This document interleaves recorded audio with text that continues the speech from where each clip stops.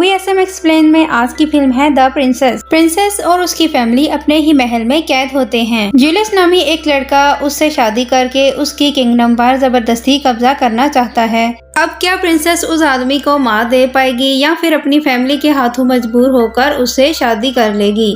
Movie के शुरू में एक प्रिंसेस को दिखाया जाता है जो कि अपने बेड पर बेहोश पड़ी होती है। होश आने पर पता चलता है कि उसके हाथ जंजीरों से बंधे हुए हैं। प्रिंसेस जब बेड से उठती है तो उसे दो आदमियों की बातों की आवाज आती है जो कि उसी की कमरे की तरफ आ रहे होते हैं। प्रिंसेस जल्दी से बेड पे जाकर लेट जाती है और बेहोश होने की एक्टिंग करती है। उनमें से एक आदमी जैसे ही प्रिंसेस के करीब जाता है तो वो अपनी आंखें खोल लेती है और अपने सर से उसे जोर से हिट करती है जिससे वो आदमी दूर जा गिरता है। इसके बाद उन दोनों में खूब लड़ाई होती है। प्रिंसेस अपनी हेयर पिन उसकी आंख में मारती है जिससे वो आदमी मर जाता है। इसके बाद वो दूसरे आदमी से फाइट करती है। काफी देर फाइट करने के बाद वो उसे खिड़की से नीचे पानी में गिरा देती है। फिर जल्दी से वो दरवाजे की तरफ भागती है मगर सारे दरवाजे बंद होते हैं। उसे फिर से किसी के आने की आवाज सुनाई देती है तो वो हथौड़ा लेके दरवाजे के पीछे छुप जाती है। जैसे ही गार्ड अंदर आता है तो वो हथौड़ा उसके सर पे मारती है जिससे उसकी वहीं पे डेथ हो जाती है। इसके बाद सबसे छुपते छुपाते वो एक कमरे में पहुँचती है और वहाँ विंडो से नीचे देखती है। वो देखती है कि उन्होंने सारे किंगडम पर कब्जा कर लिया है और उसकी फैमिली को भी कैद कर लिया है। फिर उसकी फैमिली के पास जूलियस और मोरा आते हैं। दरअसल इन लोगों ने ही ये सब किया होता है। किंग जूलियस से कहता है कि तुम्हें ये सब नहीं करना चाहिए, जिस पर जूलियस जवाब देता है कि ये सब तुम्हारी ही वजह से है। अगर तुम अपनी बेटी को शादी के लिए मना लेते तो ये सब ना होता। जूलियस कहता है कि तुम देखना, मैं आज ही उससे शादी करूंगा और कोई कुछ भी नहीं कर पाएगा।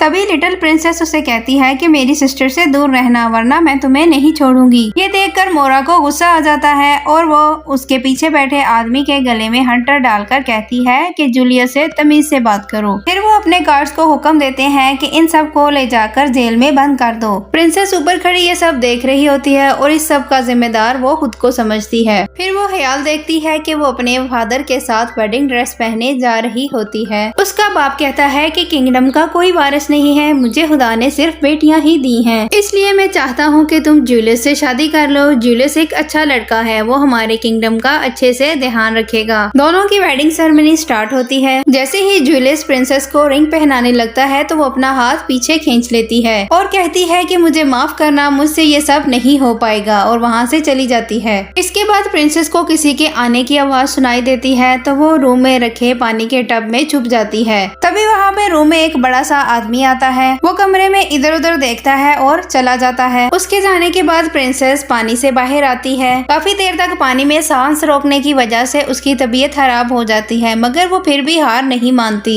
वो अपने वेडिंग ड्रेस को फाड़कर छोटा कर लेती है ताकि उसे भागने में आसानी हो। जब वो कमरे से बाहर आती है तो जूलियस के तमाम आदमी इधर उधर भाग रहे होते हैं। वो पैलेस को लूट रहे होते हैं। वो इनसे छुपते हुए पीछे की तरफ जाने लगती है मगर पीछे से वही आदमी मिलता है जो थोड़ी देर पहले अभी इसके रूम में गया था। फिर इसके बाद उन दोनों में काफी लड़ाई होती है। प्रिंसेस उसके कंधों पे चढ़कर उसके लोहे के मास्क को मरोड़ देती है जिसकी वजह से उसे नजर आना बंद हो जाता है और घबराहट की वजह से वो इधर उधर सर मारने लगता है। इसके बाद प्रिंसेस उसे भी मार देती है। इसके बाद प्रिंसेस को फिर से बचपन में अपनी टीचर की बात याद आती है जो कि उससे कहा करती थी कि ये चीज अहम नहीं कि आप कैसे लड़ रहे हो बल्कि ये अहम है आप क्यों लड़ रहे हो। इसके बाद वहाँ क्वीन आ जाती है जो कि प्रेग्नेंट होती है। टीचर क्वीन को बताती है कि आपकी बेटी तो बहुत ही अच्छी फाइटर बन सकती है। क्वीन मुस्कुराती है और कहती है कि इस बारे में किंग को नहीं पता चलना चाहिए क्योंकि उनके नजदीक लड़कियां ये सब नहीं कर सकती।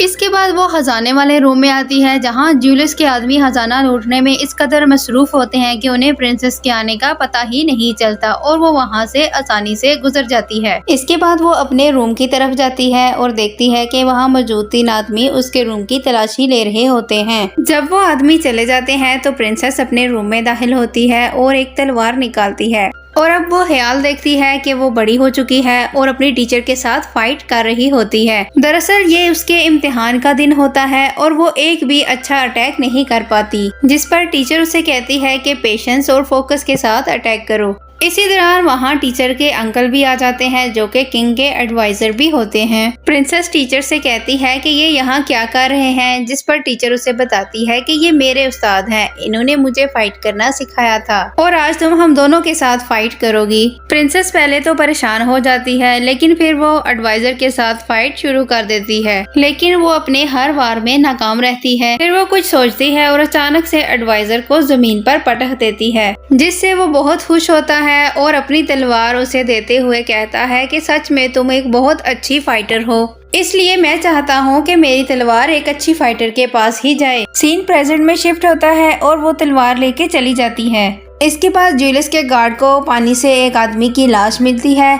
ये वही आदमी होता है जिसे शुरू में प्रिंसेस मारकर खिड़की से नीचे गिरा देती है। वो इसे लेके जूलियस के पास आते हैं और कहते हैं कि इसकी मौत शायद पानी में गिरने की वजह से हुई है, लेकिन तभी मोरा कहती है कि इसके जिस्म पर जख्मों के निशान से लगता है कि इसके पीछे कोई और ही कहानी है। इसके बाद जूलियस अपने सीनियर गार्ड को ऊपर जाकर प्रिंसेस को चेक करने का बोलता है। इसके बाद जूलियस और मोरा वहाँ से चले जाते हैं। जूलियस के जाने के बाद वो आदमी अपने से जूनियर एक गार्ड को बुलाता है जो कि बहुत मोटा होता है। वो उसे कहता है कि ऊपर जाओ और प्रिंसेस को देख के आओ। वो मोटा लड़का ऊपर देखकर घबरा जाता है कि वो इतनी ऊंचाई पे कैसे जाएगा, लेकिन वो आदमी उसे डांट कर भेज देता है। उधर प्रिंसेस छुप के जा रही होती है कि उसे जूलियस की आवाज आती है। वो आज रात प्रिंसेस से शादी करने वाला है। प्रिंसेस ये बात सुन लेती है। मोरा जूलियस से कहती है कि तुम इससे शादी किए बगैर भी इस किंगडम के किंग बन सकते हो।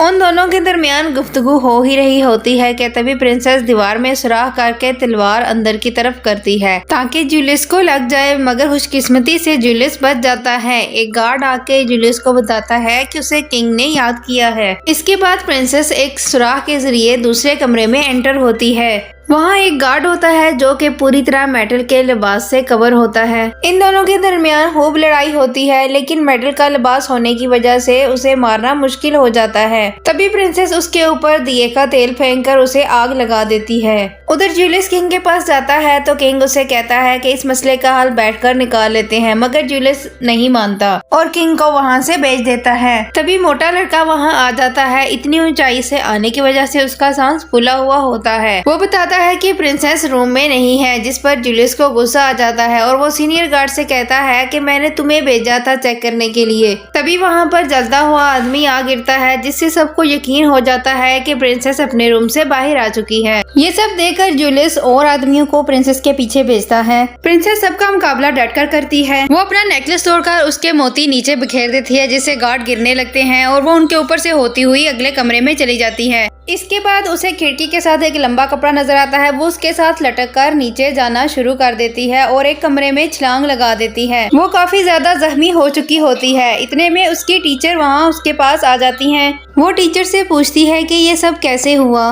टीचर उसे बताती है कि जूलियस ने किंगडम पर तब अटैक किया जब वो लोग अटैक के लिए तैयार नहीं थे।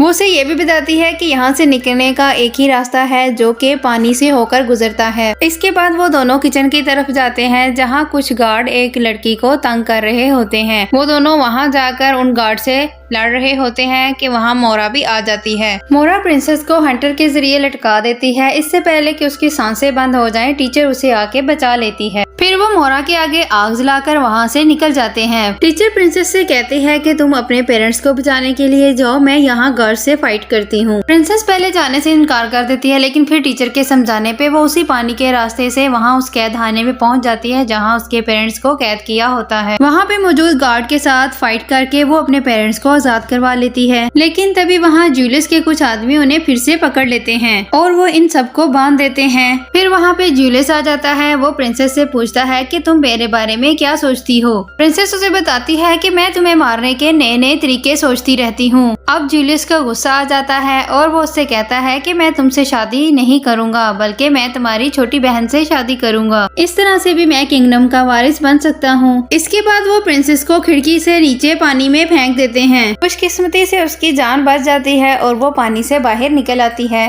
वो अपनी सिस्टर को जूलियस से बचाना चाहती है। वो फाइट करते हुए आगे बढ़ती चली जाती है। तभी एक जगह एक गार्ड उसे मारने के लिए आ ही रहा होता है कि उसके ऊपर लिटिल प्रिंसेस मेटल का बना हुआ गार्ड गिरा देती है, जिससे उसकी वहीं पे मौत हो जाती है। उसके बाद ये दोनों प्रिंसेस और टीचर एक रूम में जाते हैं जहाँ फाइटिंग का काफी सारा सामान पड़ा होता है। टीचर और प्रिंसेस दोनों जंग वाला लिबास पहन लेते हैं। लिटिल प्रिंसेस को वही ठहरने का बोलकर वो दोनों वहाँ से निकल जाते हैं। जूलियस लिटिल प्रिंसेस को पकड़कर उससे शादी करने लगता है, मगर टीचर और प्रिंसेस उसके सारे आदमियों को मारकर वहाँ पहुँच जाते हैं। मोरा टीचर को जख्मी कर देती है, लेकिन तभी वहाँ पर प्रिंसेस आ जाती है। मोरा और प्रिंसेस के दरमियान काफी देर फाइटिंग होती रहती है। फिर प्रिंसेस उसका हंटर लेके उसी से उसे लटका देती है और उसका सांस बंद होने की वजह से मौत हो जाती है। इसके बाद जूलियस और प्रिंसेस के दरमियान काफी फाइटिंग होती है और जूलियस प्रिंसेस को फिर पकड़ लेता है। वो अपनी तलवार प्रिंसेस के गले पे रखे खड़ा होता है। तभी प्रिंसेस को टीचर के फोकस वाली बात याद आती है। जैसे ही उसका ध्यान उधर होता है, वो उसी की तलवार लेकर उसका सर तन से जुदा कर देती है। इसके बाद प्रिंसेस क्राउन उठाकर अपने बाप को देती है और कहती है कि अब से किंगडम हमारा हुआ।